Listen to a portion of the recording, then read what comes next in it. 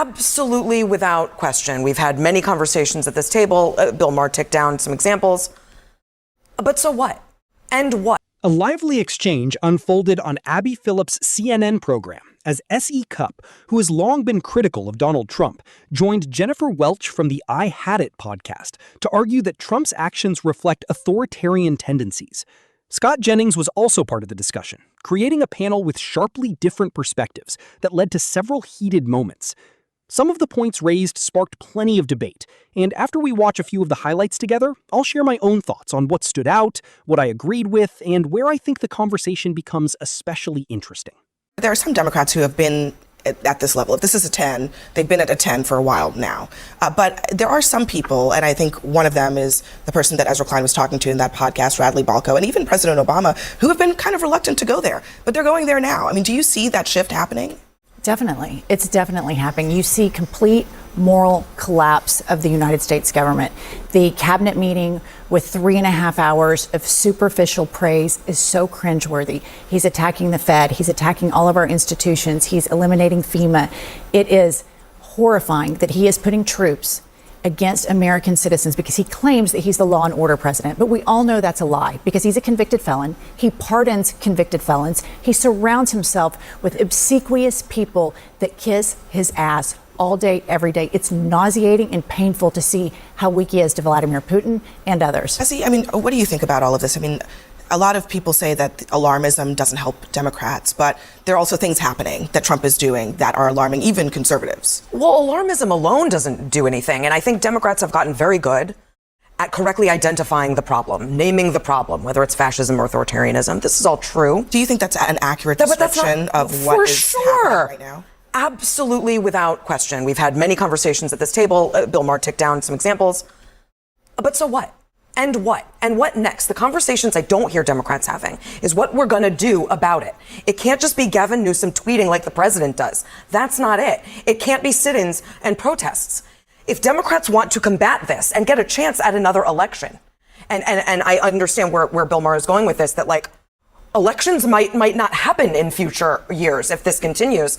They've got to win. They've got to win elections. And no one in the party, and I talk to Democrats all day long, no one is talking about where's our agenda? Where's our New Deal, our contract with America? What's our platform to identify and solve the problems that Americans are screaming they have? Only Trump is saying, here's my answer for them. We don't like the answers, but he's answering them. Democrats aren't even asking the question. They're just naming the problem over and over again in an echo chamber. I make an argument that naming the problem is... One point for S.E. Cupp really caught my attention. She questioned why Democrats are not doing more to aggressively communicate their message. And I think that's a conversation worth having. Everywhere you look online, especially on YouTube, conservative political ads seem easy to find. Yet I rarely come across Democratic ads making their case. If the goal is to persuade voters, why aren't there more billboards, digital campaigns, and television spots highlighting Trump's own public statements? The argument being made is that many of the campaign messages practically write themselves because Trump's own words can be used directly. Whether people agree with that strategy or not, the larger question remains why there appears to be so little visible effort to push that message on a national scale. An unreasonable thing to do, because there are some people who are, I think the analogy is like a frog boiling slowly in water, that you don't really notice what's happening until it's... Oh, we all notice it. Who's not noticing it? Everyone notices it. A couple people at the table here probably disagree. So we'll. But I'm not talking to them. I'm talking to Democrats. They all notice in just a second. But go ahead, Dante. Democrats is, how do you attack it? Because Donald Trump does not operate politically. He does not operate within the structure of our government as it was put together and as it functioned for hundreds of years. He operates outside of that. But so there you're are asking other politicians options than attacking to Donald not be Trump? Political, to step aside and say, I'm going to ignore the rule of law. I'm going to tell people if a judge rules against me that judge is a bad person and not to listen to him.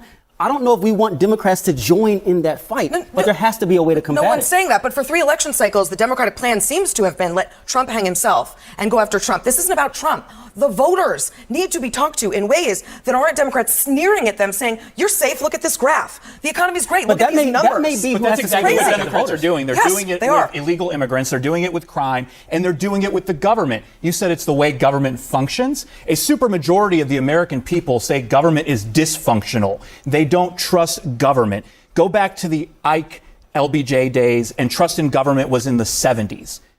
Jennifer Welch also argued that public trust in government was significantly stronger during periods when Americans believed government was actively improving people's lives.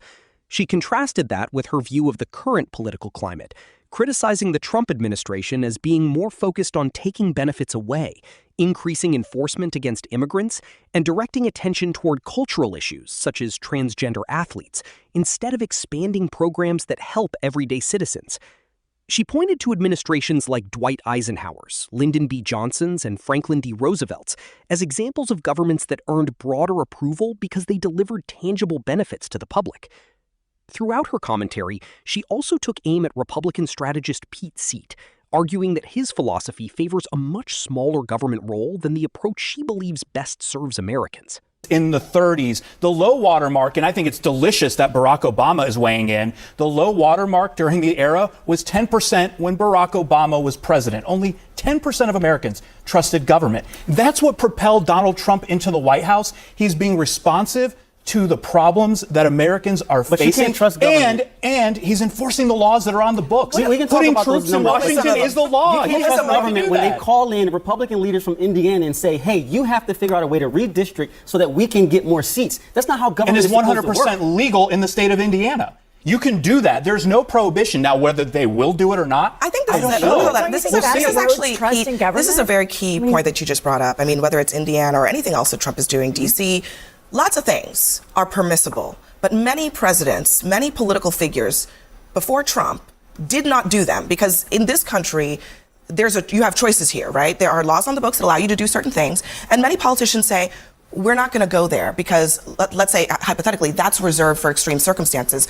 I think what people are responding to right now is Trump looking at all those things and saying, I'm going to do what, as he said, whatever I want, if there's any inkling of a chance that I have the power to do it. Well, he is exercising political power, and as Pete pointed out about the redistricting, it is legal to do. I think the National Guard in Washington, D.C. not only is legal, but I think even the mayor of Washington, D.C. this week has said, hey, it seems to be working. So I think the alarmism from Trump's biggest detractors is the same kind of rhetoric and alarmism that they were sounding back in September and October during the election. And how did the American people respond to it then? They voted for Donald Trump. The way you solve all problems in a political system is you go out and try to win an election. Yeah. But you can't do redistricting and change the rules so that sure you can. He doesn't want to run another election. Democrats did not win the last election for a reason. They may not win the next one for a reason. And so in a political system, you have to trust the voters. The voters elected Donald Trump. He's basically running the play that he laid out. And yes, I understand the whining and alarmism now, but the way you solve all your problems in politics is to convince people that you are right and they are wrong, and you do it at the ballot box. Wrapping up the discussion, the commentator made it clear that he agreed with much of what S.E. Cupp and Jennifer Welch had argued. In his opinion, Trump displays authoritarian tendencies, and Democrats should respond with far more urgency than they have so far. He acknowledged that Democrats do not currently control every lever of power, but argued that this should not prevent them from running an aggressive public messaging campaign.